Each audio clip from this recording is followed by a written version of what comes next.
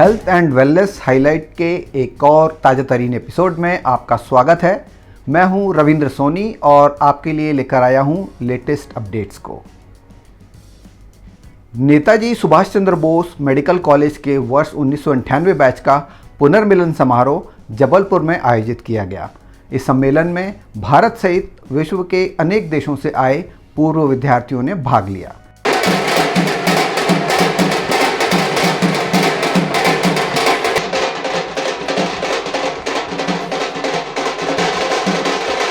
तीन दिन चले इस कार्यक्रम का रविवार को समापन हुआ। इस कार्यक्रम में भाग लेने अमेरिका से आई डॉक्टर प्रीत मान ने कॉलेज के लिए 1 लाख रुपए की राशि डॉक्टर परवेज सिद्दीकी को सौंपी। कार्यक्रम में शिक्षक सम्मान से लेकर म्यूजिकल इवनिंग तक अनेक इवेंट आयोजित किए गए।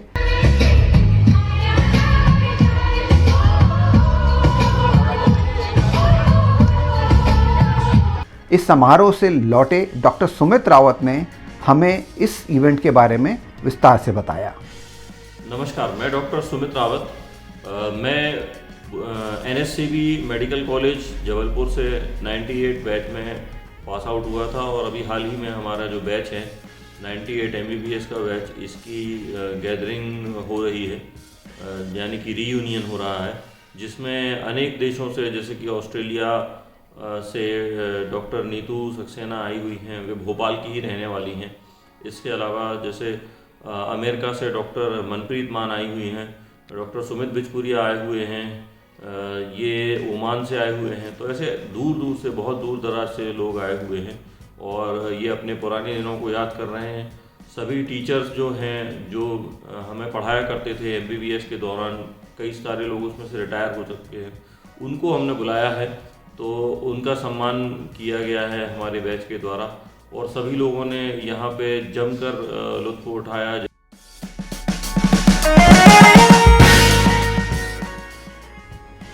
अब बात करते हैं एक नई रिसर्च की। एक नए अध्ययन से पता चला है कि मसूड़ों की बीमारी और दिल की बीमारी के बीच एक संबंध हो सकता है। जापान के हिरोशिमा विश्वविद्यालय की एक शोध टीम ने हृदय रोग से पीड़ित 76 रोगियों के नमूने में पेरियोडोंटाइटिस और एट्रियल फाइब्रोसिस के बीच एक महत्वपूर्ण संबंध पाया है। पेरियोडोंटाइटिस मसूड़ों की एक बीमारी होती है, जबकि फाइब्रोसिस हृदय में होने वाली एक समस्या है। सरल भाषा में कहें तो फाइब्रोसिस हृदय के बाएं आलिंद के उपांग पर एक घाव है जो अनियमित दिल की धड़कन का कारण बन सकता है, जिसे तकनीकी भाषा में एट्रियल फाइब्रिलेशन कहा जाता है। हिरोशिमा विश्वविद्यालय के स्वास्थ्य केंद्र के सहायक प्रोफेसर और इस अध्ययन के पहले लेखक शुनसुके मियाउची के मुताबिक पेरियोडोंटाइटिस जितना खराब होगा, फाइब्रोसिस उतना ही खराब होगा, जिससे पता चलता है कि मसूड़ों की सूजन हृदय में सूजन और बीमारी को बढ़ा सकती है। इस अध्ययन से जुड़े एक अन्य शोधकर्ता युकिको नाकानो कहती हैं कि यह अध्ययन बुनियादी सबूत प्रदान करता है कि पेरियोडोंटाइटिस एट्रियल फाइब्रोसिस को बढ़ा सकता है और एट्रियल फाइब्रिलेशन के लिए एक नया परिवर्तनीय जोखिम कारक हो सकता है। इस अध्ययन का सार यही है कि डेंटल हाइजीन को मेंटेन कर हम दिल की इस समस्या को होने से काफ़ी हद तक रोक सकते हैं।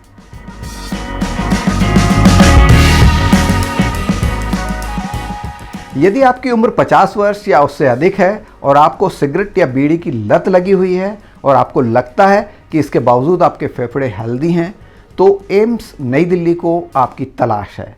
देश के इस बड़े अस्पताल के पल्मोनरी, क्रिटिकल केयर और स्लीप मेडिसिन विभाग में मौजूद चिकित्सक आपका इंतज़ार कर रहे हैं। एम्स का यह विभाग एक पायलट स्टडी के जरिए यह जानने की कोशिश कर रहा है कि CT स्कैन के जरिए कैसे फेफड़ों के कैंसर का पता लगाया जा सकता है।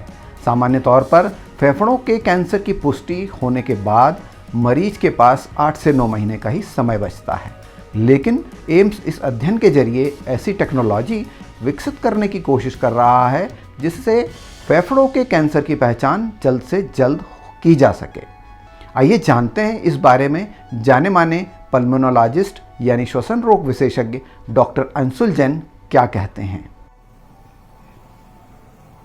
नमस्कार दोस्तों, मैं doctor Anshul Jain as a consultant pulmonologist Bhopal में कार्यरत हूँ। मौजूदा समय में हमारे भारत में oral cancer, cervical cancer and breast cancer के लिए स्क्रीनिंग प्रोग्राम मौजूद है। लेकिन एक बहुत बड़ी पॉपुलेशन जो धूम्रपान का सेवन बीड़ी या सिगरेट की फॉर्म में करती है, उसके लिए कोई भी स्क्रीनिंग प्रोग्राम मौजूद नहीं है, जिसके परिणाम स्वरूप हमारे पास लंग कैंसर के मरीज स्टेज 3 या 4 में आते हैं, जिसमें सर्वाइवल के चांसेस 25% से कम हो जाते हैं। अगर यही मरीज स्टेज 1 में डायग्नोज कर लिए जाएं, तो इनके सर्वाइवल के चांसेस 75% से ज़्यादा हो जाएंगे। इस प्रोग्राम में ऐसे मरीज जिनकी उम्र 55 से अधिक है एवं जिन्होंने 30 साल से ऊपर धूम्रपान का सेवन किया हुआ है, उनको LDCT that is low dose CT के द्वारा स्क्रीन किया जाता है। इस LDCT में एक रेडिएशन का जो एक्सपोजर होता है वो सामान्य CT से काफ़ी कम होता है।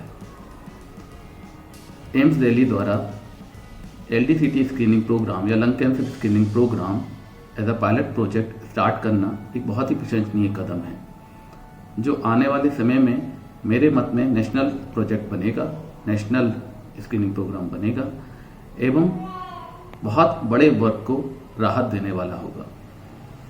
धन्यवाद।